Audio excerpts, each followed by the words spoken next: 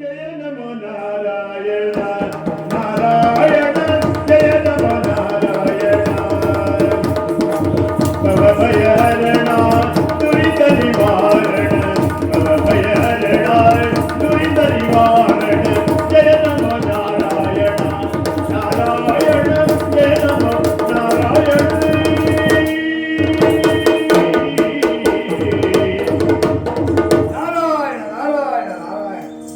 ನಾರಾಯಣನ ನಾಮಸ್ಮರಣೆಯನ್ನು ಬಿಟ್ಟರೆ ಮತ್ತೇನೂ ಇಲ್ಲ. ಪ್ರಪಂಚಕ್ಕೆ ಬೇಕಾದದ್ದು ಅದೇ. ಯಾವುದು ಪ್ರಪಂಚಕ್ಕೆ ಬೇಕೋ ಅದು ನಮ್ಮ ಬಾಯಿಂದ ಉಚ್ಚರಿಸುವುದಕ್ಕೆ ಸಾಧ್ಯವಾಗಿದೆ. ಭಗವಂತನ ಆದೇಶವೂ ಹಾಗೆ. ಎಲ್ಲರಿಗೂ ಶಾಪ ತಪ್ಪಿಸಿಕೊಳ್ಳುವುದಕ್ಕಾಗುವುದಿಲ್ಲ. ಆದರೆ ನಾರದನಿಗೆ ಹಾಗಲ್ಲ. ಶಾಪವೇ ವರವಾಗಿ ಪರಿಣಮಿಸಿದೆ. ಲೋಕ ಕಲ್ಯಾಣಕ್ಕಾಗಿ ಏನೆಲ್ಲ ಆಗಬೇಕು ಅದನ್ನು ಮಾಡುವುದಕ್ಕೆ ಭಗವಂತನ ನಿರ್ಧಾರ ಆಗಿ ಹೋಗಿದೆ. ತ್ರಿಮೂರ್ತಿಗಳ ಆದೇಶದ ಅನ್ವಯ ಲೋಕ ಸಂಚಾರವನ್ನು ನಿಂತಲ್ಲಿ ನಿಲಬೇಡ 3 ಗಳಿಗೆಯಲ್ಲಿ ಸುತ್ತಾಡಿ ಬರಬೇಕು ಎನ್ನುವುದಾಗಿ ಆದೇಶ ಆಗಿದೆ. ಶಾಪವೇ. ಆದರೆ ನನಗೆ ವರವಾಗಿ ಪರಿಣಮಿಸಿದೆ ಅಂತ ಯಾಕೆ ಹೇಳಿದೆ? ಲೋಕ ಕಲ್ಯಾಣವಾಗ್ತದಲ್ಲ. ಶಾಪವನ್ನು ವರವಾಗಿಸಿಕೊಂಡಂತಹ ಒಬ್ಬ ಇದ್ದಾನೆಂದ ನಾರದನಿಗೆ ಸಲ್ತದೆ ಎನ್ನುವುದು ಸತ್ಯವಾದದ್ದು. ಆ ಕಾರಣದಿಂದಾಗಿಯೇ ಲೋಕ ಕಲ್ಯಾಣಕ್ಕಾಗಿ ಏನೆಲ್ಲ ಆಗಬೇಕು ಅದು ಆಗಬೇಕು. ಎಲ್ಲಿ ಕೊರತೆ ಇದೆಯೋ ಕೊರತೆ ಜನ ತುಂಬಬೇಕು. ಎಲ್ಲಿ ಹೆಚ್ಚಾಗಿದೆಯೋ ಅದನ್ನು ಕಡಿಮೆ ಮಾಡಿಸಬೇಕು. ಈಗ ಹೆಚ್ಚಾದದ್ದೇನೆ ಅಂತ ಆಲೋಚನೆ ಮಾಡಬೇಕು. ಎಲ್ಲಿ ಹೆಚ್ಚಾಗಿದೆ ಅದು ದೇವಲೋಕದ ಸ್ಥಳ ದೇವಲೋಕದಲ್ಲಿ ಆಗಿದೆ. ಆ ದೇವಲೋಕದಲ್ಲಿ ಹೆಚ್ಚಾದದ್ದು ಯಾವುದು ಎನ್ನುವುದನ್ನು ಗುರುತಿಸಿ ಕಡಿಮೆ ಆಗುವ ಹಾಗೆ ಮಾಡಬೇಕು. ಹೆಚ್ಚಾದದ್ದು ಯಾವುದು? ಅಹಂಕಾರ, ಸೊಕ್ಕು.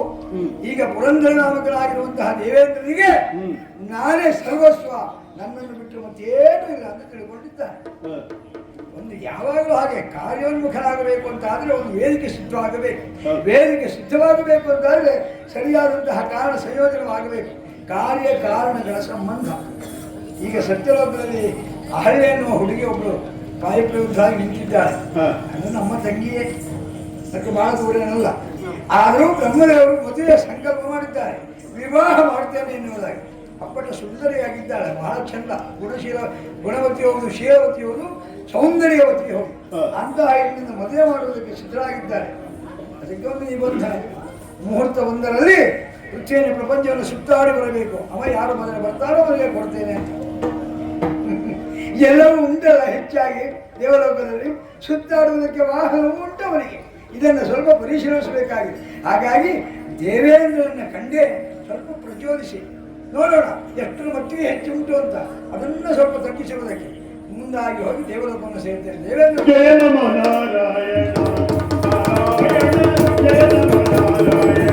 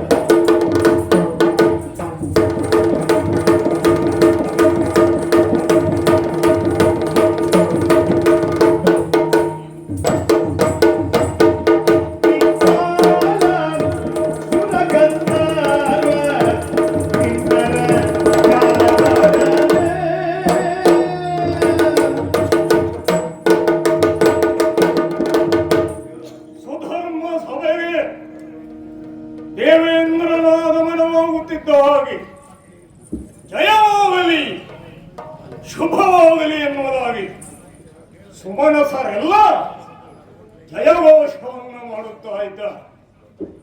ವಿಶೇಷವಾದಂತಹ ಸೌಂದರ್ಯಗಳಿಂದ ಕಲಾ ವೈಶಿಷ್ಟ್ಯಗಳಿಂದ ಕೂಡಿರುವಂತಹ ನಿತ್ಯ ನೂತನತೆಯನ್ನು ಹೊಂದಿರಬಹುದಾದಂತಹ ರೀತಿಯಲ್ಲಿ ನಮ್ಮ ತ್ರಿವಿಷ್ಟ ಪೀಠಕ್ಕೆ ಯೋಗ್ಯತೆ ಸಿಗಬಹುದಾದ ರೀತಿಯಲ್ಲಿ ಶೃಂಗಾರಮಯವಾಗಿ ಸುಶೋಭಿತವಾಗಿದೆ ನಮ್ಮ ಸಭಾ ವಲಯ. ಗಂಧರ್ವರಿಂದ ಗಾಯನ, ಕಿನ್ನರರಿಂದ ನಾದನ, ಬ್ರಹ್ಮಾದಿ ನಾರಿಯರಿಂದ ನರ್ತನ, ಹೀಗೆ ಸಕಲ ಸೇರಿದಂತಹ ಸುಮನಸರೆಲ್ಲ ಸಂತೋಷಾಧಿಕ್ಯದಿಂದಾಗಿ ಕುಣಿದು ಕುಪ್ಪಳಿಸುತ್ತಾ ಇದ್ದಾರೆ. ಆದಿಮಾತೆಯ ಪ್ರಭೆಯಿಂದಾಗಿ ಸೃಷ್ಟಿಸಲ್ಪಟ್ಟಂತಹ ಬ್ರಹ್ಮ ವಿಷ್ಣು ಮಹೇಶ್ವರರು ಸೃಷ್ಟಿ ಸ್ಥಿತಿ ಲಯಗಳೆನ್ನುವಂತಹ 3 ಕಾರ್ಯಗಳನ್ನು ನಿರ್ವಹಿಸುವವರು. ಸತ್ವ ರಜ ತಮೋಗುಣ ಸಂಪನ್ನರಾಗಿ ಕಾರ್ಯನಿರ್ವಹಿಸುವಂತಹ ತ್ರಿಮೂರ್ತಿಗಳ ಆಶಯ ನಿರ್ದೇಶನಕ್ಕೆ ಅನುಗುಣವಾಗಿ ಪುರಂದರ ನಾಮಕನಾದಂತಹ ದೇವೇಂದ್ರ ಧರ್ಮಸಮ್ಮತವಾದಂತಹ ಕರ್ಮವನ್ನು ಮಾಡಲು ಕಟಿಬದ್ಧನಾಗಿದ್ದೇನೆ. ಕೇವಲ ಈ ಸ್ವರ್ಗಲೋಕದ ಸುಖೋಪಭೋಗಗಳೆಲ್ಲ ಸ್ವರ್ಗದವರಿಗೆ ಮಾತ್ರ ಮೀಸಲಾಗಿರುವುದಲ್ಲ. ಕರ್ಮಭೂಮಿಯಲ್ಲಿ ಸಾಮಾಜಿಕವಾದಂತಹ ದೃಷ್ಟಿಕೋನದಿಂದ ಲೋಕ ಕಲ್ಯಾಣಾರ್ಥವಾಗಿ ಸೇವಾ ಮನೋಭಾವನೆಯಿಂದ ಮಾಡಿದಂತಹ 100 ಯಜ್ಞಗಳ ಮೂಲಕವಾಗಿ ಅಶ್ವಮೇಧ ಯಜ್ಞ, ಆ ಮೂಲಕವಾಗಿ ಸಂಪಾದಿಸಿದಂತಹ ಪುಣ್ಯದ ಫಲದಿಂದಾಗಿ ಪುರಂದರ ನಾಮಕನಾದಂತಹ ನಾನು ಸ್ವರಲೋಕದ ಪದವಿಯನ್ನೇರಿ ಇಂದ್ರನಾಗಿದ್ದೇನೆ. ಹಾಗಂತ ನಮ್ಮವರೆಲ್ಲ ಸೇರಿದ್ದಾರೆ. ಸುರರು, ಗಂಧರ್ವರು, ಸಿದ್ಧರು, ಸಾಧ್ಯರು, ಯಕ್ಷ, ನಾಗ, ಗರುಡರಾದಿಯಾಗಿ ಎಲ್ಲ ಬಂದು ಸೇರಿದ್ದಾರೆ. ವಿಶೇಷವಾಗಿ ಇಲ್ಲಿರುವಂತಹ ಶ್ರೀಮಂತ ಧೀಮಂತ ವ್ಯಕ್ತಿಗಳಲ್ಲ, ತಮ್ಮ ತಮ್ಮ ಘನತೆ ಗೌರವಗಳಿಗೆ ತಕ್ಕುದಾದಂತಹ ರೀತಿಯಲ್ಲಿ ವ್ಯವಹರಿಸುತ್ತಿದ್ದಾರೆ. ಉನ್ನತವಾದಂತಹ ಸ್ಥಾನಕ್ಕೇರಿದಂತಹ ಒಬ್ಬ ವ್ಯಕ್ತಿ ಆ ಸ್ಥಾನವು ಒಪ್ಪಬಹುದಾದಂತಹ ರೀತಿಯಲ್ಲಿ ತನ್ನ ಯೋಗ್ಯತೆ ಮಾನವನ್ನ ಪ್ರತಿಷ್ಠಾಪಿಸಬೇಕಾಗುತ್ತದೆ. ಆ ನೆಲೆಯಲ್ಲಿ ದೇವೇಂದ್ರ ನಾಮಕನಾದಂತಹ ನಾನು ಲೋಕಗಳ ಆಧಿಪತ್ಯವನ್ನ ನಿರ್ವಹಿಸುತ್ತಾ ಇದ್ದೇನೆ. 14 ಲೋಕಗಳು, ಭೂಲೋಕ, ಭುವರ್ಲೋಕ, ಮೂವರ್ಲೋಕ, ಸುವರ್ಲೋಕ, ಜನಲೋಕ, ತಪೋಲೋಕ, ಸತ್ಯಲೋಕಗಳು, ಊರ್ಧ್ವ 7 ಲೋಕಗಳು, ಅತಳ, ವಿತಳ, ಸುತಳ, ಪಾತಾಳ, ಮಹಾತಳ, ತಳಾತಳ, ರಸಾತಳಾದಿಯಾಗಿ 7 ಅಧೋಲೋಕಗಳು. ಹೀಗೆ 14 ಲೋಕಗಳ ಪ್ರಭುಶಕ್ತಿಯ ವರ್ಚಸ್ಸಿಯಾದಂತಹ ವ್ಯಕ್ತಿತ್ವದಿಂದ ಎಲ್ಲವನ್ನು ಧರ್ಮಸಮ್ಮತವಾದಂತಹ ಕಾರ್ಯವ್ಯವಹಾರದಲ್ಲಿ ಪರಿಪಾಲಿಸುತ್ತಿದ್ದವನು ಈ ದೇವೇಂದ್ರ. ಎಲ್ಲವರು ತಮ್ಮ ತಮ್ಮ ಸ್ಥಾನದಲ್ಲಿ ನಿಯೋಜಿತವಾದಂತಹ ಸ್ಥಳದಲ್ಲಿ ಕುಳಿತುಕೊಂಡಿದ್ದಾರಲ್ಲ, ಆಚಾರ್ಯರಾದಂತಹ ಬೃಹಸ್ಪತಿಗಳು ಮನೆ ಗಡಣವೆಲ್ಲ ಸೇರಿದೆ. ಬಹಳ ಸಂತೋಷ. ಆದರೆ ಏನಿದೆ ಆಶ್ಚರ್ಯ, ಹರಿ ಹರಿ ಎನ್ನುವಂತಹ ಸ್ಮರಾಧ ಕಿವಿಗೆ ಕರಾನಂದವಾಗಿ ಜಯ ಜಯ ಜಯ ಜಯ ನಾರಾಯಣ ನಾರಾಯಣ ನಮೋ ನಾರಾಯಣ.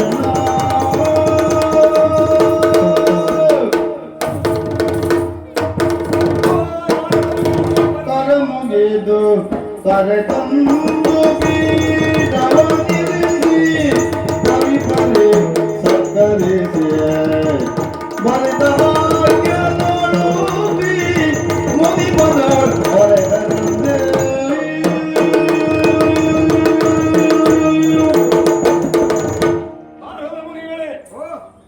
ಸುಮಧುರವಾದಂತಹ ವೀಣಾನಾದದಿಂದ ಸದ್ವಿತ್ ಆನಂದ ಸ್ವರೂಪನಾದಂತಹ ಪುರುಷೋತ್ತಮನಾದ ಶ್ರೀಹರಿಯ ನಾಮ ಸಂಕೀರ್ತನೆಯನ್ನು ಮಾಡುತ್ತಾ ಬಂದಿರುವ ನಿಮ್ಮನ್ನು ನೋಡಿ ಸಭಾವಲಯವೇ ದಿಗ್ಭ್ರಾಂತವಾಗಿ ಸಂತೋಷದಿಂದ ಕುಣಿದಾಡುತ್ತಾ ಇತ್ತು.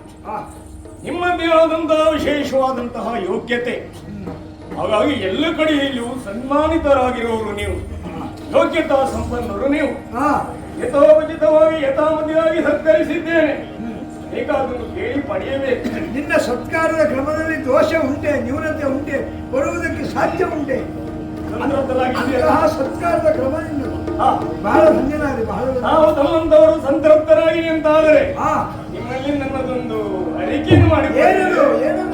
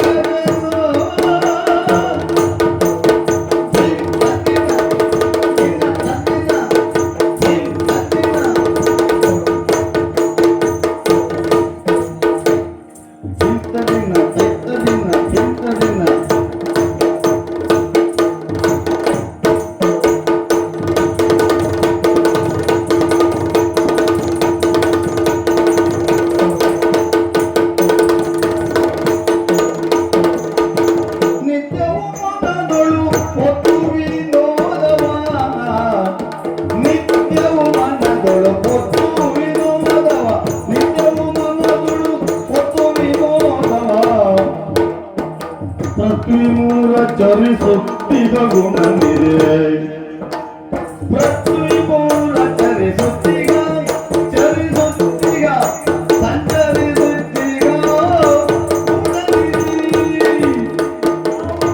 ನಿತ್ಯವೂ ಮನದುಳು ಹೊತ್ತು ವಿನೋದವ ಪೃಥ್ವಿ ಮೂಲ ಸಂಚರಿಸುವ ಗುಣನಿಧಿ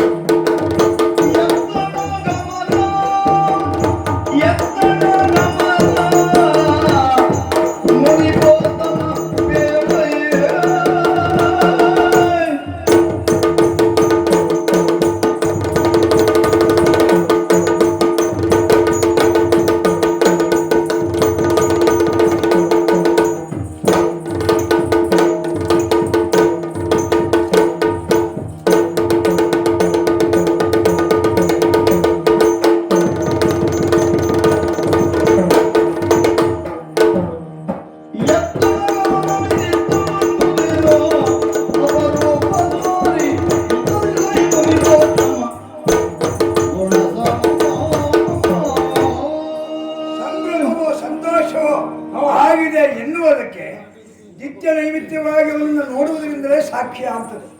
ನಿನ್ನನ್ನು ಕಂಡಾಗಲೇ ನನಗೆ ಆಶ್ಚರ್ಯ ಆಗುತ್ತೆ. ಬಹಳ ಸಂತೋಷ ರೀತಿ, ಬಹಳ ಸಂಭ್ರಮದಲ್ಲಿದ್ದಿ, ಆ ಬಗ್ಗೆ ಅನುಮಾನವೇ ಇಲ್ಲ. ಯಾಕೆ ಬಂದ ತಕ್ಷಣದಲ್ಲೇ ಸತ್ಕಾರ ಮಾಡಿದ ಕ್ರಮವನ್ನು ಗಮನಿಸಿದಾಗ ನೀನು ಸಂತೋಷಭರಿತರಾಗಿದ್ದೆ ಎನ್ನುವುದಕ್ಕೆ ಅನುಮಾನ ಇಲ್ಲ. ನಿಮ್ಮ ಮಾತನ್ನು ಕೇಳಿದವಾಗ ಮೊದಲಿನ ಸಂತೋಷಕ್ಕಿಂತ 100 ಮಣಿಯಾದ ಸಂತೋಷದಲ್ಲಿ ನಾನಿದ್ದೇನೆ. ಯಾಕೆ ಗೊತ್ತುಂಟ? ಯಾಕೋ ಕೆಲವೊಮ್ಮೆ ನಮ್ಮವರೇ ನಮ್ಮ ಕಾಲಳಿಯುವಂತ ಹಾ ನಮ್ಮ ಘನ ವ್ಯಕ್ತಿತ್ವವನ್ನ ಯೋಗ್ಯತೆಯನ್ನ ನಮ್ಮವರೇ ಕೆಲವೊಮ್ಮೆ ಗುರುತಿಸುವುದಿಲ್ಲ. ಹಾ ಹಾ ಹಾ ಗುರುತಿಸಬೇಕಾದಂತಹ ಸ್ಥಾನಾಪನ್ನ ವ್ಯಕ್ತಿಯಾಗಿ ಶೋಭಿಸುತ್ತಿರುವಂತಹ ನೀವು, ಹಾ ಲೋಕಗಳಲ್ಲಿ ವಂದನೀಯರಾಗಿರುವಂತಹ ನೀವು, ಸುಜ್ಞಾನಿಗಳಾದವರು, ವಿಕಾರ ಜ್ಞಾನಿಗಳು, ಹಾ ದೇವ ಋಷಿಗಳು ಎನ್ನುವುದಾಗಿ ಪ್ರತೀತಿ. ಹಾ ಜೊತೆಯಲ್ಲಿ ಯಾವುದೇ ರೀತಿಯದ್ದಾದಂತಹ ಘೋರವಾದ ಕಠಿಣವಾದಂತಹ ಸಮಸ್ಯೆಯೊಂದರು ಬಂದರೂ ಕೂಡ ಹಾ ಸುಲಭವಾಗಿ ಲೀಲಾಜಾಲವಾಗಿ ನಿಭಾಯಿಸಬಹುದಾದಂತಹ ಜ್ಞಾನಶಕ್ತಿಯ ಎಳೆಯನ್ನು ಹಿಡಿದು ಪರಿಹರಿಸುವಂತಹ ಮಹಾಪುರುಷರು ನೀವು ಎನ್ನುವುದು ನನಗೆ ಗೊತ್ತಿದೆ. ಓ ಅದಕ್ಕೆ ನಾರದ ಜ್ಞಾನವನ್ನು ನೀಡು. ಹಾ ನಾರದರೆ ನಿಮ್ಮನ್ನು ನೋಡಿದವಾಗ ಸಂತೋಷ ಆಗುವುದಿಲ್ಲ ಅಂತ ಆದರೆ ಹಾ ಬಹುಶಃ ಸಂತೋಷ ಆಗೋದು ಹೇಗೆ ಎನ್ನುವುದು ಅವರು ತಿಳಿದುಕೊಂಡಿಲ್ಲ ಅಂತ ಅರ್ಥ. ಹಾ ಸರಿಯಾಗಿ ನಿಮ್ಮ ಗೊತ್ತಾಗಿದೆ. ಸುಂದರವಾದಂತಹ ಸುಕೋಮಲವಾದಂತಹ ಹ್ಮ್ ದಿವ್ಯ ಕಾಂತಿಯಿಂದ ಕಂಗೊಳಿಸುತ್ತಿರುವಂತಹ ಓ ನೇರ ನಡೆನುಡಿಯ ಹ್ಮ್ ಯಾವಾಗಲೂ ಶುದ್ಧ ಸಂಕಲ್ಪದಿಂದ ಲೋಕದ ಹಿತವನ್ನು ಬಯಸುವವರು ತಮ್ಮಂತವರು. ಹಾ ಹಾ ಹಾ ತ್ರಿಮೂರ್ತಿಗಳ ಸಂಕಲ್ಪವನ್ನ, ಅದರಲ್ಲಿಯೂ ಶ್ರೀಮಾನ್ ನಾರಾಯಣನದಾದಂತಹ ದಿವ್ಯ ಸಂಕಲ್ಪವನ್ನ ಈಡೇರಿಸು. ಸೂತ್ರಧಾರಿಯಾಗಿ ಅವನ ಕಾರ್ಯವನ್ನ ಪಾತ್ರಧಾರಿತ್ವದ ಮೂಲಕವಾಗಿ ನಿಭಾಯಿಸುತ್ತಾ ಮಹಿಮಾನ್ವಿತರು ನೀವು ನನಗೆ ಗೊತ್ತೇ. ಓ ನಾರದ್ರೆ ಹಾ ಈಗ ಬಹಳ ದಿನ ಆಯ್ತು ಸ್ವರ್ಗ ಲೋಕದ ಕಡೆಗೆ ನೀವು ಬಂದ ಹಾಗಿಲ್ಲ. ಇಲ್ಲ ಹಾಗೆ ನನ್ನ ಮನಸ್ಸಿನಲ್ಲಿ ಹಾ ನಿಮ್ಮನ್ನು ನೀವು ಬಂದದ್ದು, ನಿಮ್ಮನ್ನು ನೋಡಿದ್ದು ಬಹಳ ಸಂತೋಷವಾದರೂ ಕೂಡ ಹಾ ಕುತೂಹಲ ಸಹಜವಾಗಿ ಒಂದು ಪ್ರಶ್ನೆ ಹುಟ್ಟಿಕೊಳ್ಳುತ್ತಾ ಇದೆ. ಏನು ಪ್ರಶ್ನೆ? ಎತ್ತಡ ಗಮನವಿದು ಹಾ ಇತ್ತ ಬಂದುದು ಬಲು ಅಪರೂಪ. ಹಾ ಅದರಲ್ಲಿಯೂ ನಿತ್ಯವೂ ಮನಸ್ಸಿನಲ್ಲಿ ವಿಶೇಷವಾದಂತಹ ವಿರೋಧವನ್ನು ಹೊತ್ತು ನಗುಮುಖದಿಂದ ಎಲ್ಲ ಕಡೆಯಲ್ಲಿಯೂ ಹೋಗಬಹುದಾದಂತವರು ತಾವು. ದೇವೇಂದ್ರ ಹಾ ನಿತ್ಯವೂ ಮನಸ್ಸಿನಲ್ಲಿ ವಿನೋದವನ್ನು ಹೊತ್ತು ಅಂತ ಒಂದು ಮಾತನ್ನು ನೀನು ಹೇಳ್ತಾ ಇದ್ದಿ. ಹೌದು. ಏನ್ ಮಾಡುವ, ಕೆಲವರಿಗೆ ನಮ್ಮ ಮನಸ್ಸಿನ ಮಾತು ಹಾ. ವಿನೋದವಾಗ್ತದೆ, ಹೌದು. ಕೆಲವರಿಗೆ ಅದೇ ವಿರೋಧವೂ ಆಗ್ತದೆ. ಹಾ ಈಗ ನಮಗೆ ಯಾವುದೂ ಇಲ್ಲ. ಹ್ಮ್. ಯಾಕೆ ಇಲ್ಲ? ನಾವು ನಿರ್ಲಿಪ್ತರು ಒಂದು ದೃಷ್ಟಿಯಿಂದ. ಹಾ. ನಾವು ನಮ್ಮಂಥವರು ನಿರ್ಲಿಪ್ತರಾಗಿದ್ದು ಹಾ. ವಿನೋದವನ್ನು ವಿರೋಧವನ್ನು ಕಾಣಿಸುವುದಷ್ಟೇ ನಮ್ಮ ಈಗ ನೀವು ಬಂದಿದ್ದೀರಲ್ಲ, ಹೌದು. ಸ್ವರ್ಗ ಲೋಕದಲ್ಲಿ ನಾನು ಹೇಗಿದ್ದೇನೆ ಅಂತ ತಮ್ಮಲ್ಲಿ ಹೇಳಿಕೊಳ್ಳ.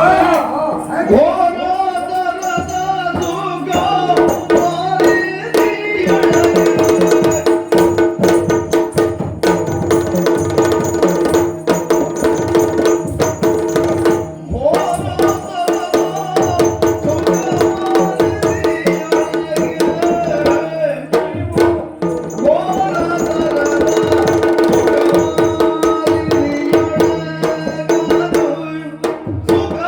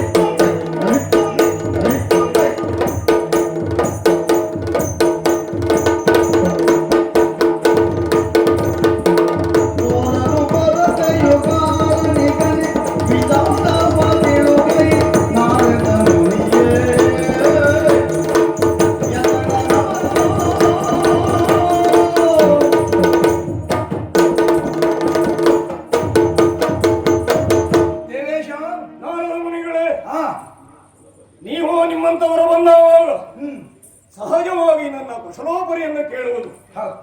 ಹೇಗಿದ್ದೀಯೋ ಎನ್ನುವುದಾಗಿ. ಹ್ಮ್. ನಾರದ ಮುನಿಗಳೇ, ಓ. ಹೋರಾಟದ ಸುಖವಾರಿದೆಯಳು ಹ್ಮ್. ಈ ಸ್ವರ್ಗ ಭೂಮಿಯಲ್ಲಿ. ಹಾ. ಇದಕ್ಕೆ ಭೋಗ ಭೂಮಿ ಎನ್ನುವುದಾಗಿ ಕರೀತಾರೆ. ಹೌದಪ್ಪ. ಈ ಭೋಗ ಭೂಮಿಯಲ್ಲಿ ಯಾವುದಕ್ಕೂ ಕೊರತೆ ಇಲ್ಲ. ಇಲ್ಲ. ಅತ್ಯಂತ ವಿವೇಚನಾಶೀಲತೆಯಿಂದ ಅನ್ನದಾದಂತಹ ಘನ ವ್ಯಕ್ತಿತ್ವಕ್ಕೆ ಪೂರಕವಾಗಿ ಸಂಭ್ರಮದಿಂದ ವೈಭವದಿಂದ ಯಾತ್ರದ ಅಧಿಕಾರವನ್ನ ನಡೆಸುತ್ತಾ ಇದ್ದವರು ನಾನು. ಹಾ. ಸದ್ಯಕ್ಕೆ ಯಾವುದೇ ಕೊರತೆ ಇಲ್ಲ. ಇಲ್ಲ. ಹಾಗಾದ್ರೆ ನನಗೆ ಯಾವುದು ಕೊರತೆ ಇಲ್ಲ. ನಾನು ಸಂಪೂರ್ಣವಾಗಿ ಸಂತೋಷದಿಂದ ತ್ರಿವಿಷ್ಠವ ಪೀಠವನ್ನೇರಿ ವಿರಾಜಮಾನನಾಗಿದ್ದೇನೆ. ಹಾ, ಹಾ. ಯಾವ ಕೊರತೆಯೂ ಸದ್ಯಕ್ಕೆ ಇಲ್ಲ. ಇಲ್ಲ. ಹಾಗಾದ್ರೆ ನೀವು ಬಂದಿದ್ದೀರಿ ಅಂತ ಆದ ಮೇಲೆ ಹಾ. ಏನಾದ್ರೂ ಕಾರಣ ಇರ್ಬೇಕು. ಒಂದು ಮಾತು ಹೇಳ, ಹಾ. ಬರಬೇಕು ಅಂದ್ರೆ ನೀವು ಬರುವವರಲ್ಲ, ಹಾ. ಬರಬಾರದು ಅಂದ್ರೆ ಬರದೇ ಇರುವವರು ಅಲ್ಲ, ಹಾ. ಕುಳಿತುಕೊಳ್ಳಬೇಕಂದ್ರೆ ಕುಳಿತುಕೊಳ್ಳುವವರಲ್ಲ, ನೀವು ಹೋಗಬಹುದು ಅಂದ್ರೆ ಹೋಗುವವರು ಅಲ್ಲ. ಹಾ. ನಿಮ್ಮದೇ ಆದಂತಹ ಕಾರ್ಯನಿರೂಪಣಾ ಸಾಮರ್ಥ್ಯ. ಹಾಗಾಗಿ ಎಲ್ಲಿಂದ ಬಂದಿರಿ, ಯಾಕೆ ಬಂದಿರಿ, ನನ್ನಿಂದೇನಾಗಬೇಕು, ಲೋಕದಲ್ಲಿ ಏನು ವಿಶೇಷತೆ ಇದೆ ದಯವಿಟ್ಟು ಹೇಳಬೇಕು. ದೇವೇಶ, ಏನನೆಂಬೆ ನಿನ್ನ ಸ್ಥಾನದ ವೈಭವ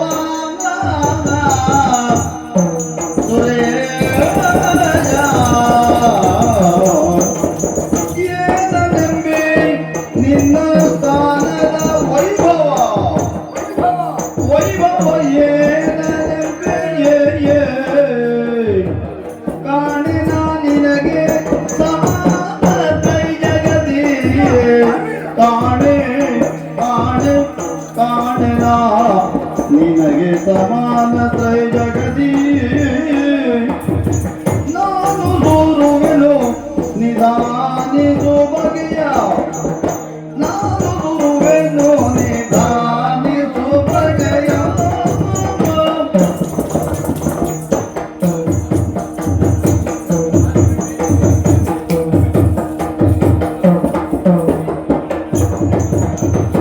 ಏನನೆಂಬೆ ನಿನ್ನ ಸ್ಥಾನ ವೈಭವ ಏನೆಂಬೆ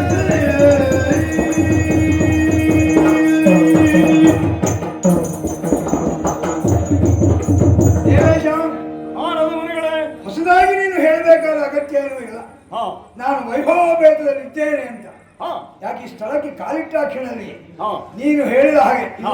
ಇದು ದೇವಭೂಮಿ ಹೌದು, ಪುಣ್ಯಭೂಮಿಯೂ ಹೌದು. ಹೌದು ಇಲ್ಲಿಗೆ ಬರುವವರೆಲ್ಲರೂ ಪುಣ್ಯವಂತರೇ ಆಗಿರ್ಬೇಕು. ಹೌದು ಅಂತಹ ಪುಣ್ಯವಂತರ ಸಾಲದಲ್ಲಿ ನೀನು ಆ ಆ ಇದರ ಅಧ್ಯಕ್ಷನಾಗಿದ್ದಿ. ಹೌದು ಹಾಗಾಗಿ ವಿಲಶಾಧಿಪನಾದ್ರೆ ನಿನ್ನ ಪಾಲಿ ಹಾ ಯಾವ ಕೊರತೆಯೂ ಇಲ್ಲ ಅಂತ ಸಂತೋಷದಿಂದ ಹೇಳಿಕೊಂಡಿದ್ದಿ. ಹೌದು ಇದನ್ನು ನಾನು ಕೇಳೋದಕ್ಕೆ ಬಹಳ ಸಂತೋಷವಾಗ್ತದೆ. ಹಾ ಯಾವ ಕೊರತೆ ಇಲ್ಲ ಎನ್ನುವಾಗ ಹಾ. ಎಷ್ಟೆಲ್ಲ ವೈಭವ ಉಂಟು ಅನ್ನೋದನ್ನು ನಾನು ಪ್ರತ್ಯೇಕವಾಗಿ ಹೌದು, ಹೌದು, ಹೌದು. ಹೇಳ್ತೇನೆ.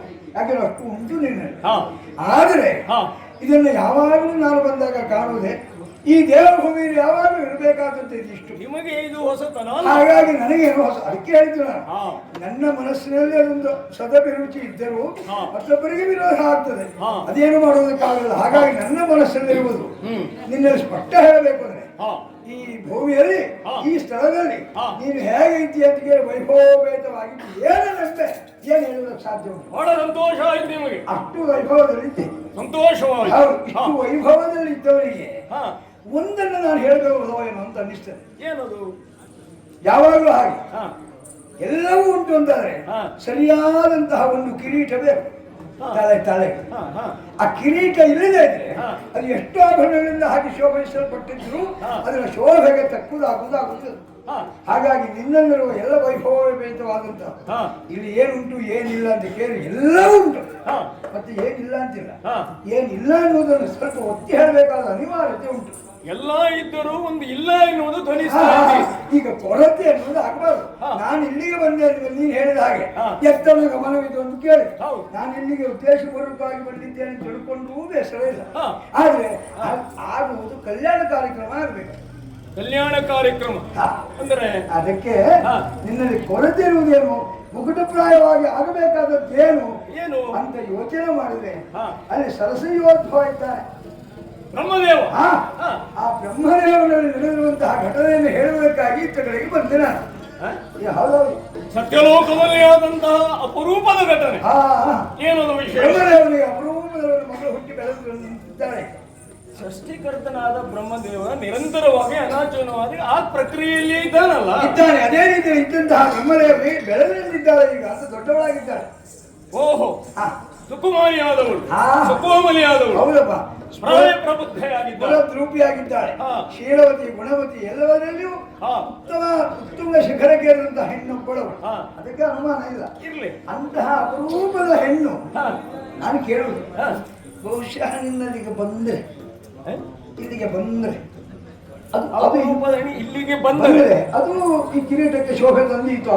ಅಲ್ಲ, ಇದು ಸ್ವಲ್ಪ ಒಗಟಾಗಿದೆ. ಅವಳು ಇಲ್ಲಿ ಬಂದರೆ ಬರುವುದಕ್ಕೆ ಇನ್ನೊಂದು ವ್ಯವಸ್ಥೆ ಬರುವುದಕ್ಕೆ ಏನು ವ್ಯವಸ್ಥೆ ಮಾಡ್ಬೇಕು, ನೀನೇ ಮಾಡಿಕೊಳ್ಬೇಕು. ಈಗ ನಾನು ಮಾಡ್ಬೇಕು. ಹೌದು. ಮತ್ತೆ ಅಲ್ಲಿ ಹಾ. ಆ ಬ್ರಹ್ಮದೇವರು ವಿವಾಹ ಮಹೋತ್ಸವವನ್ನು ನಿರ್ಧಾರ ಮಾಡಿದ್ದಾರೆ, ಸಂಕಲ್ಪಿಸಿದ್ದಾನೆ. ಹೌದು. ನನ್ನ ಮಗಳಾದಂತಹ ಅಹಲ್ಯೆಗೆ ಅಲ್ಲಿಗೆ ಯೋಗ್ಯವಾದಂತಹ ವರನನ್ನ ಆಯ್ಕೆ ಮಾಡುವುದು, ಅನ್ವೇಷಣೆಯಲ್ಲಿದ್ದಾನೆ. ಆಯ್ಕೆ ಮಾಡುವುದಕ್ಕೆ ಹಾ.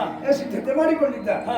ಮದುವೆ ಸಿದ್ಧತೆ ಆಗಿದೆ. ಹಾ. ಅದು ಕೊಡುವುದು ಯಾರಿಗೆ, ವರ ಯಾರು ಅಂತ ಬ್ರಹ್ಮದೇವರ ದೃಷ್ಟಿಯಲ್ಲಿ ಯಾರು ಅಂತ ನಿರ್ಧಾರ ಆಗಿಲ್ಲ. ಇಲ್ಲಪ್ಪ, ಯಾರಿಗಾದ್ರೂ ಹೆಣ್ಣನ್ನು ಕೊಡುವುದಕ್ಕೆ ಆಗ್ತದೋ? ಹಾ. ಈಗ ನಾನು ಹೇಳುದು ಹಾಗೆ, ಈ ದೇವಭೂಮಿಯಲ್ಲಿ ಆದರೆ ಬ್ರಹ್ಮದೇವ ಹಾ, ತನ್ನ ಸಂಕಲ್ಪ ಶಕ್ತಿಯಿಂದ ಹಾ. ಇದಕ್ಕೇನಾದರೂ ನಿರ್ದಿಷ್ಟವಾದಂತಹ ಕ್ರಮ ವಿಧಾನವನ್ನು ಮಾಡಿರಬೇಕಲ್ಲ. ಅದು ವಿಧಿ ಇಟ್ಟಿದ್ದಾನೆ. ಆ ನಿಯಮ ಧರೆಯ ಮುಹೂರ್ತದೆ ಜರಿಪಗಾಗೆಯನು ಧರೆಯ ಮುಹೂರ್ತದಿ ಜರಿಪಗಾಗೆಯನು ಧರೆಯ ಮುಹೂರ್ತದಿ ಜರಿಪಗಾಗೆಯನು ಪಣವಂತ ನಿರಿಸಿಗನವನು ಆಗೆಯ ಕರುಣೀಪ ಪಣವನ್ನ ಇರಿಸಿಗನವನು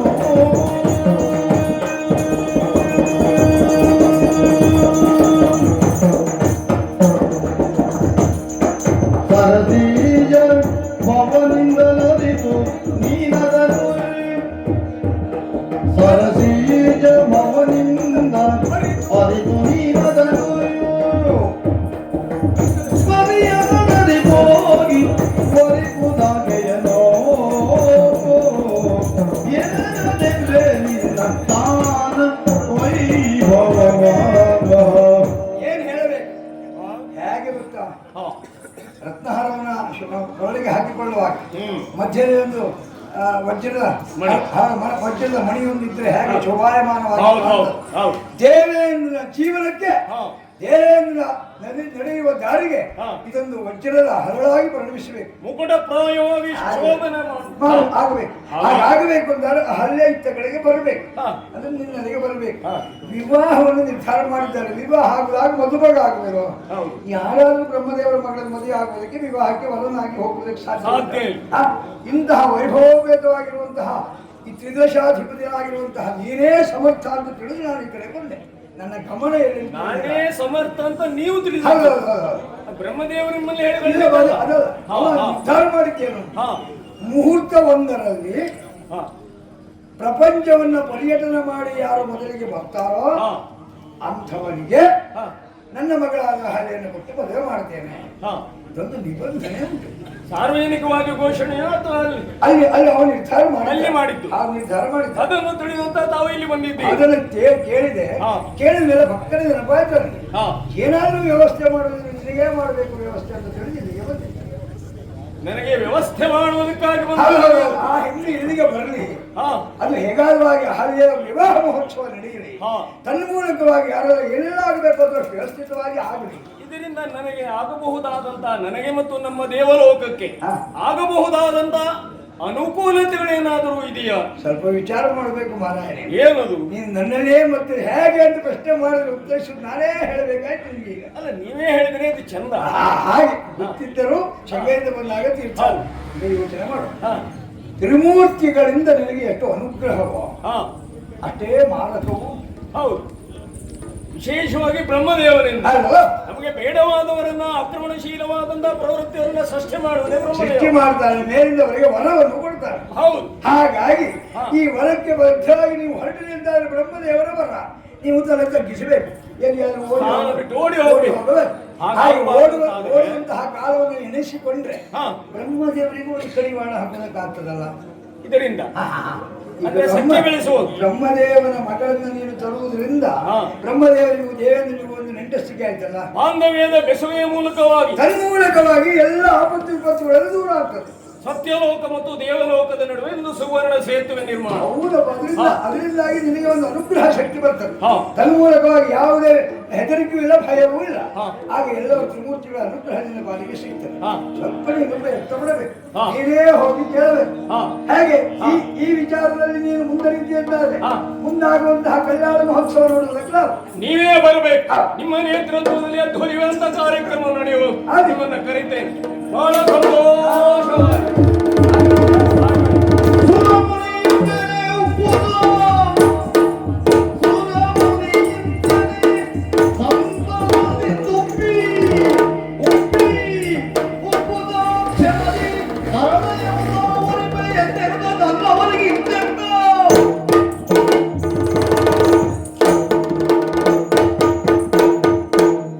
ಎಂತ ಸಂತೋಷದ ವಿಷಯವನ್ನ ನಾರದರು ಬಂದು ಹೇಳಿದ್ದಾರೆ. ಬಹಳ ಸಂತೋಷವಾಗುತ್ತಾ ಇದೆ. ಆದರೆ ನನಗಾದಂತಹ ಈ ಸಂತೋಷವನ್ನ ನಮ್ಮವರಲ್ಲಿ ಹೇಳಿಕೊಳ್ಳಬೇಕಾಗಿದೆ. ಅದಕ್ಕಾಗಿ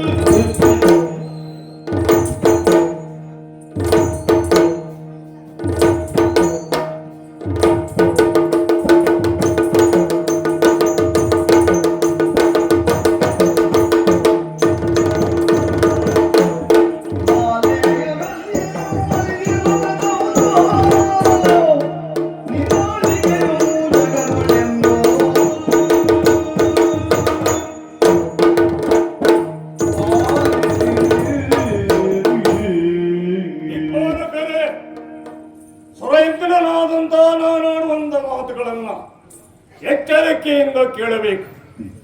ಈಗಾಗಲೇ ದೇವಲೋಕಕ್ಕೆ ಆಗಮಿಸಿದಂತಹ ನಾರದ ಮುನಿಗಳು ಒಂದು ಸುವಿಚಾರವನ್ನು ನನ್ನಲ್ಲಿ ಮಂಡಿಸಿದ್ದಾರೆ. ಸತ್ಯಲೋಕದ ಬ್ರಹ್ಮದೇವ ಸುಕೋಮಲಿಯಾದಂತಹ ಸೌಂದರ್ಯಾಧಿಕ್ಯಗಳಿಂದ ಕಂಗೊಳಿಸುತ್ತಿರುವಂತಹ ತರುಣಿಯವಳನ್ನ ಅಹಲ್ಯೆಯನ್ನೋಳನ್ನ ಸೃಷ್ಟಿಸಿದ್ದಾನಂತ. ವಿವಾಹಕ್ಕೆ ಸಮರ್ಥಳಾದಂತಹ ಅವಳನ್ನ ವಿವಾಹಕ್ಕೆ ಸಂಬಂಧಪಟ್ಟ ಒಂದು ಪಣವನ್ನ ನಿಯೋಜಿಸಿದ್ದಾನಂತ. ಅವನಿಗೆ ಹೊರನಾಗುವುದಕ್ಕೆ ನಾನೇ ಯೋಗ್ಯ ಎನ್ನುವುದಾಗಿ ನಾರದ ಮುನಿಗಳು ತೀರ್ಮಾನಿಸಿ ನನ್ನನ್ನು ಅಲ್ಲಿಗೆ ಹೋಗುವುದಕ್ಕೆ ನನಗೆ ಎಚ್ಚರಿಕೆಯನ್ನು ನೀಡುತ್ತಾ ಇದ್ದಾರೆ. ಜಾಗೃತಿಯನ್ನು ಉಂಟು ಮಾಡ್ತಾ ಇದ್ದಾರೆ. ಹಾಗಾಗಿ ಇದು ದೇವಲೋಕದ ಮಾನ ಗೌರವದ ಪ್ರಶ್ನೆಯಾಗಿದೆ, ಕೇವಲ ಇಂದ್ರನಿಗೆ ಸಂಬಂಧಪಟ್ಟದ್ದಲ್ಲ. ಅದಕ್ಕಾಗಿ ದಿಕ್ಪಾಲಕರಾದ ನಿಮ್ಮಲ್ಲಿ ನಾನು ಕೇಳುವಂತ, ಮುನಿಪ ನಾರದರು ಹೇಳಿದ ಹಾಗೆ ಸತ್ಯಲೋಕಕ್ಕೆ ಹೋಗಿ ಆ ಪಣದಂತೆ ನಾನು ಗೆದ್ದು ಅಹಲ್ಯೆಯನ್ನ ವಿವಾಹವುದಕ್ಕಾಗಿ ಸನ್ನಹದಲ್ಲಿದ್ದೇನೆ. ನಿಮ್ಮ ಅಭಿಪ್ರಾಯ ಇದಕ್ಕೆ ಏನು? ನಿಮಗೆಲ್ಲ ಸಮ್ಮತಿ ಉಂಟಲ್ಲ? ಇದು ಎಲ್ಲ ಸಮ್ಮತಿಸ್ತಾ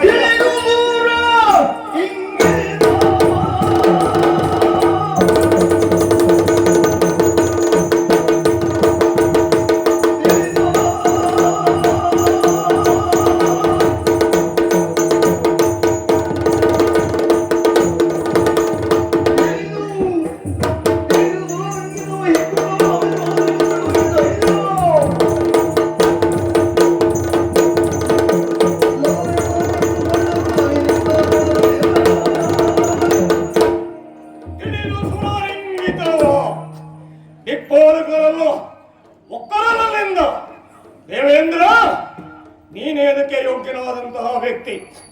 ನಿನ್ನದಾದಂತಹ ಘನತೆ ಗೌರವ ಲೋಕಗಳಲ್ಲಿ ವಿಜೃಂಭಿಸಬೇಕು. ಅದಕ್ಕೆ ನಮ್ಮೆಲ್ಲವರ ಸಮ್ಮತಿ ಇದೆ. ಶುಭವಾಗಲಿ, ಹೋಗಿ ಬಾ ಎನ್ನುವುದಾಗಿ ಹೇಳ್ತಾ ಇದ್ದಾರೆ. ಸಂತೋಷವಾಗುತ್ತಾ ಇದೆ. ಹಾಗಾದ್ರೆ ಈ ಸಂತೋಷದಿಂದ ಸತ್ಯಲೋಕಕ್ಕೆ ನಾನು ಹೋಗಬೇಕಾಗಿತ್ತು. ನಾವು ನಮ್ಮಂತವರು ಹೋಗಬೇಕಾದ್ರೆ ಒಂದು ಟಿವಿ ಬೇಕು. ಅದು ಹೇಗೆ?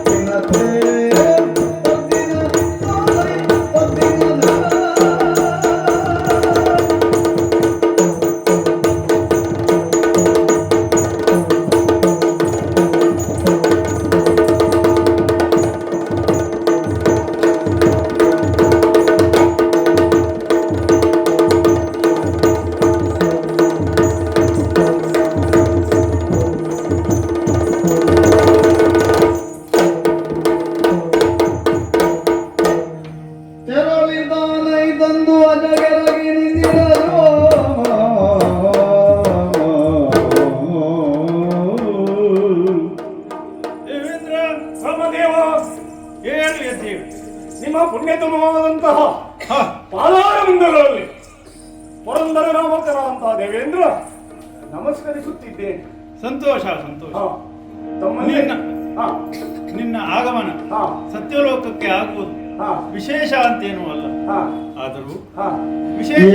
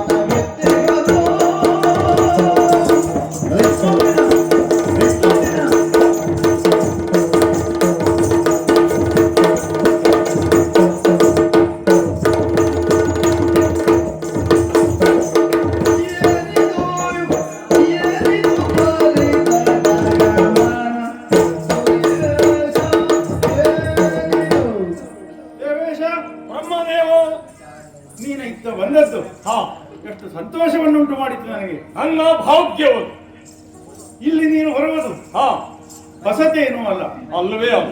ಆದರೂ ನೀನಿಲ್ಲ ಬರುವಾಗ ಏನಾದರೊಂದು ಕಾರಣ ವಿಷಯ ಇದ್ದರೂ ಇದ್ದೀತು. ಆದ್ದರಿಂದ ಇತ್ತ ಬಂದೇ ಇಲ್ಲ. ಬರುವಾಗ ನಿನ್ನ ಟಿವಿ ಏನು, ನೀನು ಬರುವ ವೈಭವ ಏನು, ನಿನ್ನ ಈ ನಿನ್ನ ವೈಭವವನ್ನು ನೋಡುವಾಗ ಮೂರು ಲೋಕಕ್ಕೆ ಅಧಿಪತಿ ಎಂದ ಮೇಲೆ ನಿನ್ನ ಗಮನವನ್ನು ಸೆಳೆದಿದೆ ಅಂತ ಆಯ್ತು. ಮತ್ತೆ ಬಹಳ ಸಂತೋಷ. ಸತ್ಯಲೋಕದಲ್ಲಿಯೂ ಕೂಡ ಇಂದ್ರನ ಆಗಮನ ಹಾ ಹೇಗಿದೆ ಅಂತಂದ್ರೆ ಹಾ ಇಲ್ಲಿದ್ದವರು ಬೆರಗಾಗಿ ಒಮ್ಮೆ ನೋಡಬೇಕು. ಹೌದು, ಓಹ್, ಹೌದು. ಹೀಗುಂಟು. ಆದ್ದರಿಂದ ನೀವು ಇಂದ್ರ ಹೌದೋ ಅಲ್ವೋ ಅಂತ ಅಲ್ಲಲ್ಲಿ ಗುಸುಗುಸು ಮಾತನಾಡುತ್ತಾ ಇದ್ದಾರೆ. ಇಲ್ಲ ಹಾಗಲ್ಲ. ಹಾ ಇಂದ್ರ ಹೀಗೆಲ್ಲ ಇದ್ದಾನೋ. ಹಾ ಹಾ ಹಾ ಹಾಗೂ ಇರ್ಬೋದು. ಹಾ, ಹಾ ಹಾಗಾಗಿ ಹಾ. ನೀನಿತ್ತ ಬಂದೆಯಲ್ಲ, ಹಾ ಬರುವಾಗ ಹಾ ಏನಾದರೂ ಈ ಬ್ರಹ್ಮದೇವನಲ್ಲಿ ಹಾ ಏನಾದರೂ ಒಂದು ಆಸೆ, ಏನಾದರೂ ಒಂದು ನನ್ನಿಂದ ಅನುಗ್ರಹವೋ ಹಾ. ಅಥವಾ ಏನೋ ಕಾರ್ಯಸಿದ್ಧಿಯೋ ಮತ್ತೊಂದು ಇದ್ದರೆ ತಪ್ಪೇನೂ ಅಲ್ಲ. ಹಾ. ಹಾಗಿರಬೇಕಾದದ್ದು ಇಲ್ಲ. ಯಾಕೆ ಹಾ ನಿನ್ನವರೆಲ್ಲ ಹಾ ಸ್ವರ್ಗಲೋಕದಲ್ಲಿ ಹಾ ಕ್ಷೇಮದಿಂದಿದ್ದಾರೆ ಎಂಬುದರ ಬಗ್ಗೆ ಹಾ. ಎರಡು ಮಾತೇ ಇಲ್ಲ. ಹಾ ಅಲ್ಲದೆ ಹೋದರೆ ಬಾಕಿದ್ದವರಲ್ಲಿ ಹೇಗಿದ್ದಾರೆ ನಿಮ್ಮವರು, ಹಾ ನಿಮ್ಮ ಊರಿನಲ್ಲಿ ಹಾ ಎಲ್ಲವೂ ಸರಿಯಾಗಿದೆಯೋ ಹಾ. ಅಂತ ಕೇಳಬೇಕಿತ್ತು. ಬರುವ ನಿನಗೆ ಹೇಗೆ? ನೋಡಿದವಾಗ ಅಲ್ಲಿ ಹೇಗಿದ್ದಾರೆ ಎನ್ನುವುದು ಗೊತ್ತಿಲ್ಲ. ನಿನಗೆ ಹೇಗೆ? ತಿಳುವಳಿಕೆ ಆಗುತ್ತದೆ. ಹಾ, ಬಾಕಿದ್ದ ಲೋಕಗಳಲ್ಲಿ ಹಾ ಎಲ್ಲವೂ ಸರಿಯಾಗಿದೆಯಾ, ಹ್ಮ್ ಸುಭಿಕ್ಷೆ ಇದೆಯೇ ಹಾ ಎಂಬುದನ್ನು ಉಂಟು ಮಾಡುವವನು ನೀನಾದ್ರಿಂದ ಹಾ. ನಿನ್ನ ಲೋಕದಲ್ಲಿ ಹೇಗೆ ಹಾ. ಎಂದು ಕೇಳಬೇಕಾದ ಅಗತ್ಯವೂ ಇಲ್ಲ, ಅನಿವಾರ್ಯತೆಯೂ ಇಲ್ಲ. ಹಾ. ಆದರೂ ಹಾ ಶಿಷ್ಟಾಚಾರ ಅಂತ ಒಂದಿದೆ. ಹೌದು ಹೌದು ಬಂದವನಿಗೆ ಉಪಚಾರ ಮಾಡಬಹುದು. ಸರಿ. ಉಪಚಾರ ಮಾಡಿದ ಮೇಲಾದರೂ ಹಾ ಆತಿಥೇಯನಾದವನಿಗೆ ಹಾ. ಅತಿಥಿಯಲ್ಲಿ ಹಾ ಏನು ಬಂದಿರಿ, ಹಾ ಏನಾದರೂ ಬೇಕಿತ್ತೆ, ಹಾ. ಯಾವುದೇ ದುಗುಡ ದುಮ್ಮಾನ ಮನಸ್ಸಿನಲ್ಲಿ ಯಾವುದೇ ವಿಕಾರಗಳನ್ನು ಇಟ್ಟುಕೊಳ್ಳದೆ ಹಾ. ನೀನು ನಮ್ಮವನೇ ಆದ್ದರಿಂದ ಹಾ ಏನು ಬೇಕು ಸುಸ್ಪಷ್ಟವಾಗಿ ಹೇಳಬಹುದು. ಬಳಿಕೆಯೊಂದಿದೆ. ಅದಲ್ಲ, ಹಾ. ಸುಮ್ಮನೆ ಒಮ್ಮೆ ಸತ್ಯಲೋಕವನ್ನು ನೋಡಿ ಹೋಗೋಣ, ಅಲ್ಲವೇ ಅಲ್ಲ. ನಮ್ಮನನ್ನು ಮಾತಾಡಿಸಿ ಹೋಗೋಣ ಹಾ. ಅಂತ ಬಂದರು. ಹಾ ನಮ್ಮ ಅತಿಥಿಯಾಗಿ ಹಾ ಇಲ್ಲಿದ್ದು ಹೋಗಬಹುದು. ಹಾ. ಏನು ವಿಷಯ ಹೇಳಬಹುದು? ಬಳಿಕೆಯೊಂದಿದೆ. ನಾರಿಯೋರ್ವಳ ಸಗಿಸಿರುವೆ.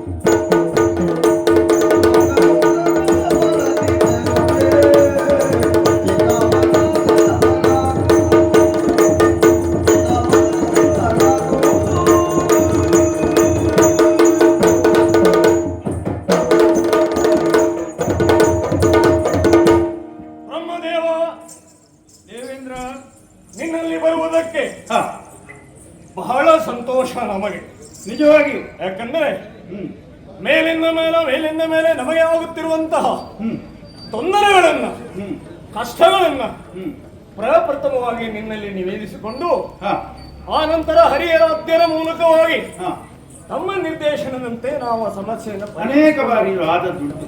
ಹೌದು. ಮೂರು ಲೋಕದ ವ್ಯವಸ್ಥೆ ಸರಿಯಾಗಿರಬೇಕು ಎಂಬಾಗ ಹಾ. ನಾವೆಲ್ಲರೂ ಒಟ್ಟೊಟ್ಟಾಗಿ ಹಾ ಕಲೆತು ಹಾ ಇದಕ್ಕೆ ತೀರ್ಮಾನವನ್ನು ತೆಗೆದುಕೊಳ್ಳಬೇಕಾಗ್ತದೆ. ಹಾ.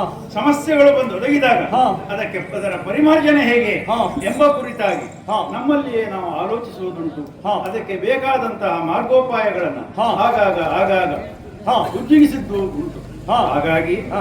ಸತ್ಯವನ್ನೇ ಹೇಳಿದ್ದಿ. ಹಾ. ಇಂದೀಗ ಬಂದಿರುವ ಹಾ. ಬರಿ ಏನು, ಬರುವರೆ ಕಾರಣ ಏನು ಇಂದು ವಿಶದೀಕರಿಸ್ತೀಯ? ತನ್ನಲ್ಲಿ ನಾನು ಆಗಮಿಸುವುದಕ್ಕೆ ಹಾ. ಇಂದು ಬಂದಂತಹ ಪರಿ ಅಲ್ಲ. ಮತ್ತೆ ಹಿಂದೆಲ್ಲ ಬರುವಾಗ ಮುಖಮಂಡಲದಲ್ಲಿ ನಾವು ಒಂದು ಹಾ, ರೀತಿಯ ನಾನು ಭಯಗ್ರಸ್ತರಾಗಿ, ಗಮನಿಸಿದ್ದೇನೆ. ಕುಗ್ಗಿನ ಮನಸ್ಸಿನಿಂದ ದಣಿದ ದೇಹದಿಂದ ಬಂದವರು ನಾವು. ಹಾ. ಇವತ್ತು ಹಾಗಲ್ಲ. ಹ್ಮ್. ಕುಣಿಯುತ್ತಾ ನಲಿಯುತ್ತಾ ಹಾರುತ್ತಾ ತಮ್ಮಲ್ಲಿ ಬಂದಿದ್ದೇನೆ. ಹಾ. ಮನಸ್ಸಿನ ಪ್ರತಿರೂಪವೇ ಮುಖವಾಗಿದೆ. ನಿಜ. ನನ್ನ ಮುಖ ನೋಡಿದ್ರೆ ನನಗೆ ಎಷ್ಟು ಸಂತೋಷ ಇದೆ ನೋಡುವಾಗಲೇ ನಿನ್ನ ಆನಂದದಲ್ಲಿ ದೋಷ ಹಾ. ಅಂತ ನಾನು ಹೇಳಿದ್ದು ಅದಕ್ಕೆ. ಹಾ ಹಾ. ಅದಕ್ಕೆ ತಮ್ಮಲ್ಲಿ ನಿವೇದಿಸಿಕೊಳ್ಳುವುದು ಏನೆಂದರೆ, ಹ್ಮ್ ಈಗಾಗಲೇ ಒಂದು ವಿಷಯ ಹ್ಮ್ ಸಾರ್ವಜನಿಕವಾಗಿ ಪ್ರತೀತಿಯಲ್ಲಿದೆ. ಹಾ. ನಿಮ್ಮದಾದಂತಹ ದಿವ್ಯ ಶಕ್ತಿಯಿಂದಾಗಿ ಹ್ಮ್ ಸುಕೋಮಲಿಯಾದಂತಹ ಹೆಣ್ಣೊಬ್ಬಳನ್ನ ಸೃಷ್ಟಿ ಮಾಡಿರುವಂತೆ ನೀನು ಅಹಲ್ಯೆ ಎನ್ನುವುದಾಗಿ ನಿಜ ಅವಳು ನಿಜ. ಮೂರು ಲೋಕದಲ್ಲಿಯೇ ಅತಿ ಚೆಲುವೆಯಾಗಿದ್ದಾಳೆ. ಹಾ.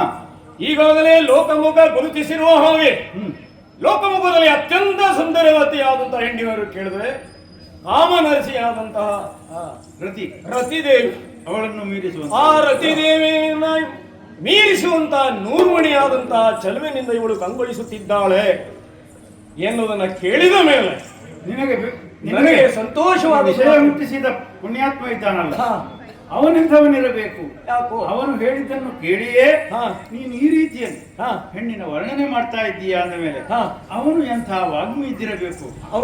ಅವರು ಹಾ. ತಮಗೆ ಬೇಕಾದಷ್ಟನ್ನು ಹೇಳಿದ್ದಾರೆ. ಹಾ. ಕೆಲವು ಜನ ಹಾಗೇನೆ ತಮಗೆ ಎಷ್ಟು ಬೇಕು ಅಷ್ಟನ್ನು ಹೇಳ್ತಾರೆ, ಕೇಳುವವನಿಗೆ ಎಷ್ಟು ಬೇಕು ಅಷ್ಟನ್ನು ಹೇಳುವುದಿಲ್ಲ. ಹಾ. ಉಳಿದಿದ್ದನ್ನು ನಾವು ಬೇಕಾದ್ರೆ ಸಂಗ್ರಹ ಮಾಡಿಕೊಳ್ಳಲಿ ಹ್ಮ್. ಎನ್ನುವುದು ಒಂದು ಆಶಯ ಇರಬಹುದು, ಇರಲಿ. ಹಾಗಾದ್ರೆ ನಾವು ಇಂತಹ ಸಂದರ್ಭದಲ್ಲಿ ಕಾರ್ಯಶೀಲ ಆಗಬೇಕಾದದ್ದು ನಮ್ಮ ಕರ್ತವ್ಯ. ಹಾಗಾಗಿ ನಿನ್ನಿಂದ ಸೃಷ್ಟಿಸಲ್ಪಟ್ಟಂತಹ ಅಪೂರ್ವವಾಗಿರುವಂತಹ ಲಾವಣ್ಯವತಿಯಾದಂತಹ ಮಾರ ನರಸಿಗಿಂತ ನೂರ್ಮಡೆ ಚೆಲುವಿಕೆಯಾಗಿರುವಂತಹ ಅಹಲ್ಯನ್ನ ವಿವಾಹದ ಸಂಕಲ್ಪದಿಂದ, ಅದಕ್ಕಾಗಿ ನಾನು ಹೇಗೆ ಸಂಪನ್ನನಾಗಿದ್ದೇನೆ ಸೊಗಲ ವೈಭವಾದಿ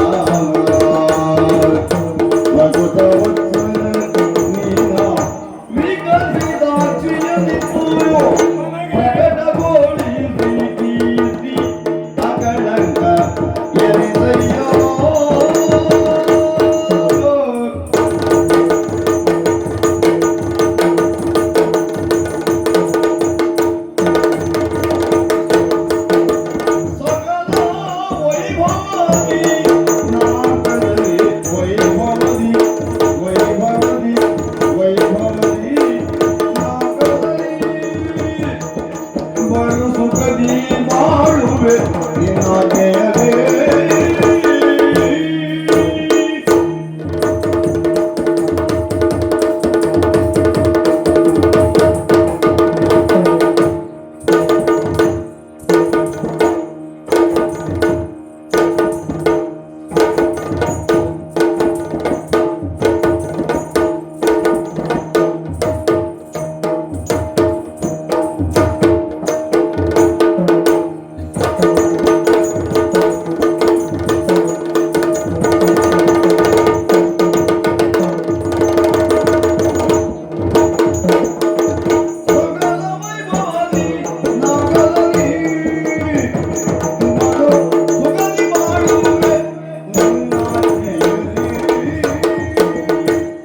ಬ್ರಹ್ಮದೇವ, ದೇವೇಂದ್ರ, ನೀನಾಗಲೇ ಈಗಾಗಲೇ ಹಾ ಸ್ವರ್ಗಲೋಕದಲ್ಲಿ ಹಾ ಎಲ್ಲರೂ ಸುಖದಿಂದಲೇ ಇದ್ದಾರೆ. ಹಾ. ಸತ್ಯವೇ ಹೌದು. ಹಾ ಸುಖಂ ಗಚ್ಚಂತಿ ಇತಿ ಸ್ವರ್ಗಃ. ಹ್ಮ್ ಸುಖದ ದಾರಿಯೇ ಸ್ವರ್ಗವನ್ನ ಸೇರಿಸುತ್ತದೆ ಎಂಬ ಹಾಗೆ ಮಾತಿದೆ. ಹಾ. ಆದ್ದರಿಂದ ಹಾ. ಸ್ವರ್ಗದಲ್ಲಿ ಪ್ರತಿಯೊಬ್ಬರು ಹಾ. ಸುಖಿಗಳಾಗಿದ್ದಾರಲ್ಲ, ಅಲ್ಲಿಯ ವೈಭವವು ಎಂತಹ ಹೆಚ್ಚಿನದು ಎಂಬುದು ನನಗೆ ಗೊತ್ತುಂಟು. ಬ್ರಹ್ಮದೇವ. ಬೇಡಿಕೆ ಏನು ಹಾ ಅಲ್ವಾ? ನಿಮ್ಮ ಆಶಯದಂತೆ ಹಾ ಸ್ವರ್ಗಲೋಕದ ಸಕಲ ಸುಖೋಪಭೋಗಗಳೆಲ್ಲ ಹಾ ತಮ್ಮ ಜೀವಿತಾವಧಿಯಲ್ಲಿ ಲೋಕಲೋಕಗಳಲ್ಲಿ ಸಾಧಿಸಿದಂತಹ ಪುಣ್ಯ ವಿಶೇಷತೆಯಿಂದಾಗಿ ಪುಣ್ಯವನ್ನು ಸಂಪಾದಿಸುತ್ತಾರೆ ಸ್ವರ್ಗಕ್ಕೆ ಬಂದು. ಕೇವಲ ಸ್ವರ್ಗದ ಸುಖೋಪಭೋಗಗಳೆಲ್ಲ ಸ್ವರ್ಗವಾಸಿಗಳಿಗೆ ಭೋಗಿಸುವುದಕ್ಕಾಗಿ ಅಲ್ಲ. ಕಾರಣ ಈ ಇಂದ್ರ ಪದವಿಯನ್ನು ನಾನು ತ್ಯಾಗಶೀಲವಾದಂತಹ ಲೋಕದ ಹಿತದೃಷ್ಟಿಯಿಂದ ಮಾಡಿದ 100 ಯಾಗಗಳ ಫಲವಾಗಿ ತ್ರಿಮೂರ್ತಿಗಳಾದ ಎಂಬ ಅನುಗ್ರಹಕ್ಕೆ ಪಾತ್ರರಾದಿಂದ ದೊರೆತಿರುವಂತಹದ್ದು. ನಿಜ. ಏನು ತೊಂದರೆ ಇಲ್ಲ. ಆದರೆ ಸಕಲ ವೈಭವದಿ ನಾಕವನಾಳುವೆ. ಹಾ. ಕೇವಲ ನಾಕ ಮಾತ್ರ ಅಲ್ಲ, 3 ಲೋಕ, 3 ಲೋಕ. ಇನ್ನೂ ವಿಸ್ತಾರವಾಗಿ ಹೇಳುವುದಾದ್ರೆ 7 ಲೋಕಗಳಲ್ಲಿ 14 ನನ್ನದೇ ಆದಂತಹ ವರ್ಚಸ್ಸಿಯಾದಂತಹ ವ್ಯಕ್ತಿತ್ವವನ್ನು ಧರ್ಮಸಮ್ಮತವಾಗಿ ಪ್ರತಿಷ್ಠಾಪಿಸಿದ ಹಿರಿಮೆ ನನ್ನದು. ಈಗ ನಾನು ಬಂದಿರುವುದೇನೆಂದ್ರೆ, ಇಷ್ಟೆಲ್ಲ ಸಕಲ ವೈಭವಗಳಿಂದ ವಿರಾಜಮಾನನಾದಂತಹ ಸುಂದರನು ಕಾಲಾಪನ್ನ ವ್ಯಕ್ತಿಯಾಗಿರುವಂತಹ ದೇವೇಂದ್ರನಿಗೆ ನಿಮ್ಮಿಂದ ಸೃಷ್ಟಿಸಲ್ಪಟ್ಟಂತಹ ಅನುರೂಪವಾದಂತಹ ಸಕೋಮಲೆಯಾದಂತಹ ಅಹಲ್ಯೆಯನ್ನು ದಾರಿಯನ್ನು ಕೊಡಬೇಕೆನ್ನುವುದಾಗಿ ನಮ್ಮ ಪ್ರಾರ್ಥನೆ. ದೇವೇಂದ್ರ, ವೀರ ನಿನಗೆನೆಯಾರು ನಿನಗನೆ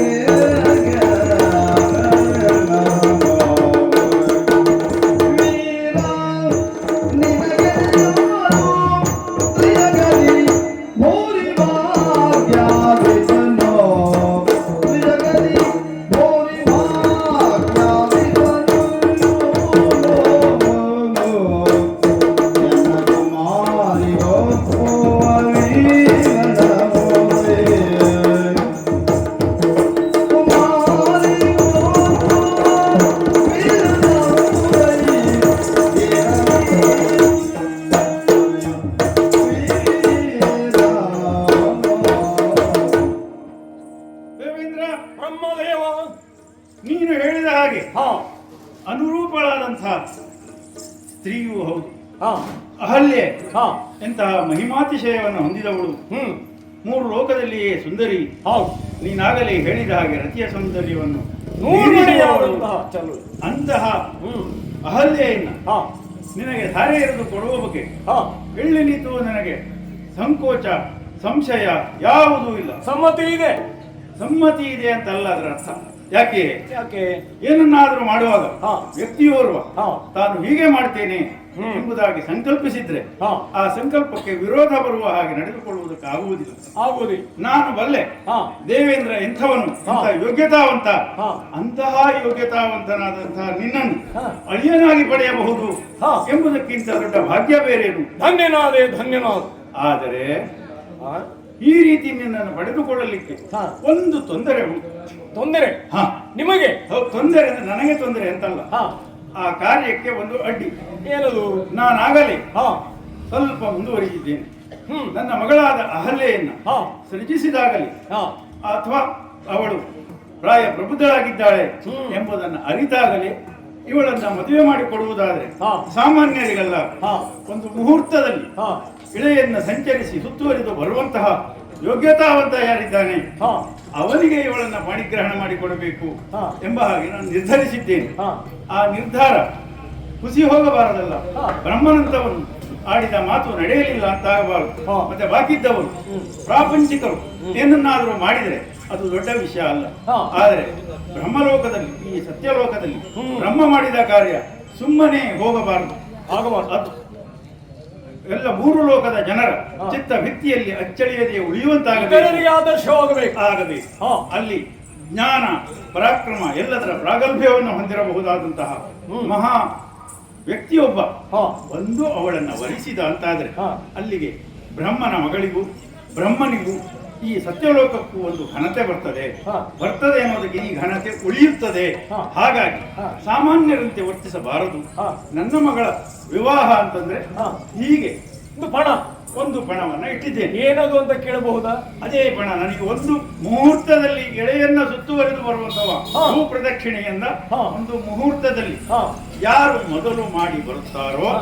ಅವರಿಗೆ ನನ್ನ ಮಗಳನ್ನ ಮದುವೆ ಮಾಡಿ ಕೊಡಬೇಕು ಹಾ. ಎಂಬ ಹಾಗೆ ನಿರ್ಧಾರ ಮಾಡಿದ್ದೇನೆ. ಹಾ. ಹಾಗಾಗಿ ಹಾ ಈ ಪಣವನ್ನ ಹಾ.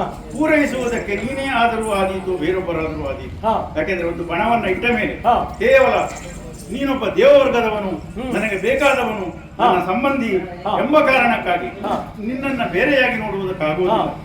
ಬಾಕಿದ್ದವರೆಲ್ಲರೊಟ್ಟಿಗೆ ಹಾ. ನೀನು ಸ್ಪರ್ಧೆಯೋ ಅಥವಾ ನಿನಗೆ ಅದರಲ್ಲಿ ಇರುವಂತಹ ಒಂದು ರುಚಿಯನ್ನ ಕಂಡು ನೀನು ಹೋಗ್ತಾ ಹೋಗ್ತೀಯೋ, ಇಂಥವರು ಮಾತ್ರ ಸ್ಪರ್ಧೆಯಲ್ಲಿ ಭಾಗವಹಿಸಬೇಕೆನ್ನುವ ನಿಯಮ ಏನು ಇಲ್ಲ. ನಿಯಮ ಏನೂ ಇಲ್ಲ. ಹಾ ಅಂಥ ಮಹಿಮಾತಿಶಯ ಉಳ್ಳಂತಹ ಒಬ್ಬ ಹಾ. ವ್ಯಕ್ತಿ ನನಗೆ ದೊರೆಯಬೇಕು ಹಾ. ಎಂಬ ಕಾರಣಕ್ಕಾಗಿ ನಾನು ಇಟ್ಟ ಪಣ ಇದೆ. ಹಾ. ಆ ಪಣವನ್ನು ನೀನು ಪೂರೈಸಿ ಬರ್ತೀಯಾದ್ರೆ ಹಾ. ನನ್ನ ಅಭ್ಯಂತರ ಏನೂ ಇಲ್ಲ. ಹಾ ಹಾಗಾಗಿ ಹಾ. ನೀನು ಈ ಪಣವನ್ನು ಪೂರೈಸುವ ಮನಸ್ಸಿದ್ದರೆ ಹಾ. ನೀನು ಭಾಗಿಯಾಗಬಹುದು. ಹಾ ಜಡಜ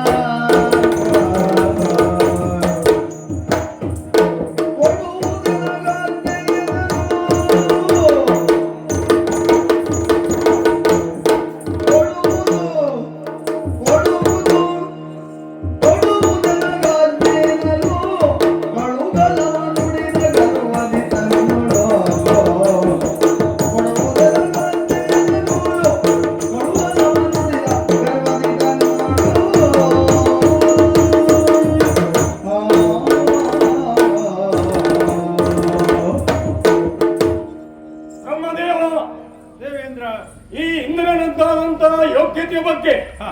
ನಿನಗೆ ಗೌರವ ಇದೆ. ಸುಕೋಮನೆಯಾದಂತಹ ನಿನ್ನ ಮಗಳಾದಂತಹ ಅಹಲ್ಯೆಗೆ ಅನುರೂಪನಾದಂತಹ ವರ ನಾನು ಎನ್ನುವುದು ನಿಮ್ಮ ಧ್ವನಿ. ಹಾ. ಆದರೆ ಪಣ ಅದಕ್ಕೆ ಒಂದು ಒಂದಿದೆ. ಪಣ. ಈ ಜಡಜ ಸಂಭವನೆ. ಆದರೆ ಜಡಜ ಸಂಭವ ಸಾಮಾನ್ಯನಲ್ಲ ನೀನು. ನಿನ್ನ ಪಣದಂತೆ ಮುಹೂರ್ತ ಮಾತ್ರದಲ್ಲಿ ಧರಣಿಯನ್ನು ನಾನು ಸಂಚರಿಸಿ ಬರುತ್ತೇನೆ.